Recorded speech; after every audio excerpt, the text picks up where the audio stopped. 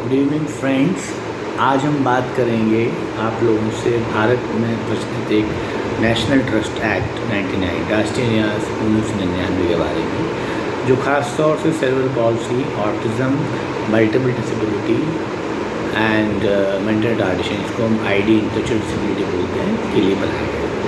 इसका मुख्य उद्देश्य ये था कि जो बच्चे हैं उनको एज ऑफ 18 होने के बाद, 18 वर्ष के होने के बाद उनको सारे अधिकार भारतीय कानून के अनुसार मिल जाते हैं, किंतु इसमें बहुत सारे बच्चे ऐसे होते हैं जो उनका उपयोग नहीं कर सकते, क्योंकि कहीं ना कहीं उनके अंदर ऐसी जो उनकी बौद्धिक क्षमता है वो इस तरह की होती है कि वो बैंक को ऑपरेट करना, अपने निर्णय लेना आदि सब में अपने पेरेंट्स पर निर्भर करते हैं।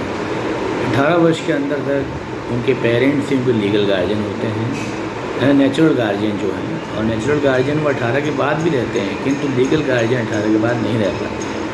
18 के बाद उनको अप्लाई करना पड़ता है लीगल गार्जियनशिप के लिए, और ये नेशनल ट्रस्ट कानून के अंतर्गत ही होता है।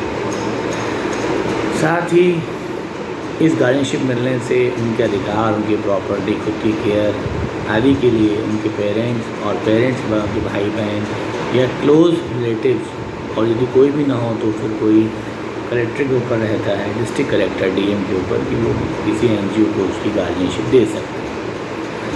साथ ही उसमें निरामय स्वास्थ्य बीमा नाम की योजना संचालित होती है। इसमें 1 लाख रुपए तक का बीमा जो है वो इन चारों कैटेगरी के बच्चों को दिया जाता है। ये हेल्थ इंश्योरेंस है, जिसमें कि 50,000 रुपये तक का सर्जरी एडमिट होने तक के लिए, 20,000 रुपये थेरेपी तक के लिए, 5,000 रुपये डेंटल चेकअप, 10,000 रुपये जो है वो ओपीडी चेकअप, मेडिसिन आदि के लिए होता है। इस प्रकार से ब्रेकअप आपको गूगल पर निरामय हेल्थ इंश्योरेंस के नाम से आप चेक करेंगे नेशनल ट्रस्ट, तो आपको डिटेल मिल जाएगी।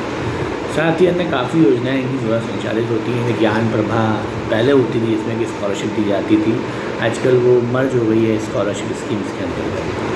साथ ही घरौंदा योजना है, जिसमें कि after parents they will stay, पर पेरेंट्स ही जनरली चलाते हैं, पेरेंट्स ग्रुप होते हैं, पालक संघ जो रजिस्टर्ड होते हैं वो इसका संचालन करते हैं। इसमें राष्ट्रीय न्यास की ओर से एक बड़ी राशि दी जाती है हर साल, जिसमें कि उनके रहने, खाने, उनके मेंटेनेंस, उनके स्टे आदि सबकी व्यवस्था के लिए फंड होता है, जो कि रजिस्टर्ड एनजीओ जो नेशनल ट्रस्ट से होते हैं वो संचालित करते हैं। आरओ बोलते हैं इनको, रजिस्टर्ड ऑर्गेनाइजेशन। इसके लिए नेशनल ट्रस्ट की वेबसाइट है www.thenationaltrust.in पे जब आप जाएंगे तो आपको सारी योजनाओं की डिटेल्स मालूम पड़ जाएगी। तो मुख्य रूप से जो हमारा RPWD एक्ट 2016 जो है 2016 जो है वो बना हुआ है, जो पहले PWD पर्सनल डिसेबिलिटी एक्ट 1995 के नाम से था, उसमें जो राइट थे, उसमें जो बातें की गई थी, उसको और बेहतर करते हुए जो है RPWD एक्ट बनाया गया, right of person disability act, rights of. लेकिन इन जो 4 डिसेबिलिटी, जिनको हम हाई सपोर्ट नीड भी कहते हैं, और जो UNCRPD जब आया हमारे देश में, रेटिफाइड किया 2007 में इंडिया ने 6 में, तो उसके बाद से इन कानूनों में बदलाव की जरूरत महसूस हुई। नेशनल ट्रस्ट में भी काफ़ी अमेंडमेंट हुए हैं, और मुख्य रूप से लीगल गार्जियनशिप उसमें अभी है, जो कि सबसे ज़रूरी चीज़ है, क्योंकि who will take care my child after my death.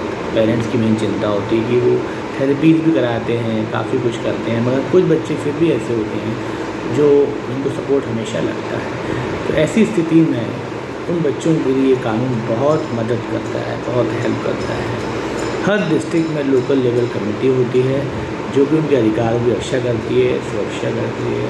उसके बाद अप्लाई कर सकते हैं लीगल गार्जियनशिप के लिए।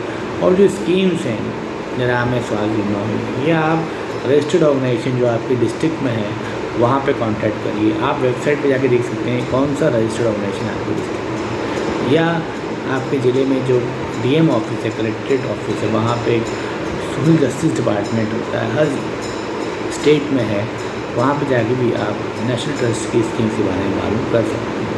इसका मुख्यालय नई दिल्ली में है, और इसको जो है मुख्य रूप से इसमें चेयरपर्सन होते हैं, बाकी मेंबर्स होते हैं, और ऑफिस स्टाफ होता है। नेशनल ट्रस्ट 99 से एक्टिव है, काम कर रहा है, और इन बच्चों के लिए बहुत ही उपयोगी है।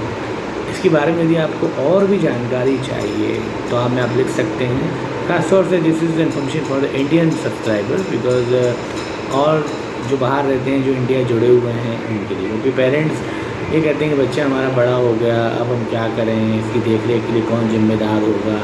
तो इन सब का सॉल्यूशन आपको नेशनल ट्रस्ट एक्ट के द्वारा मिल सकता है। तो आप उसके लिए उसे कॉन्टैक्ट कर सकते हैं वेबसाइट पे जाके, और जो भी और जानकारी है उसमें डिटेल में दी हुई है इस एक्ट की वेबसाइट पे।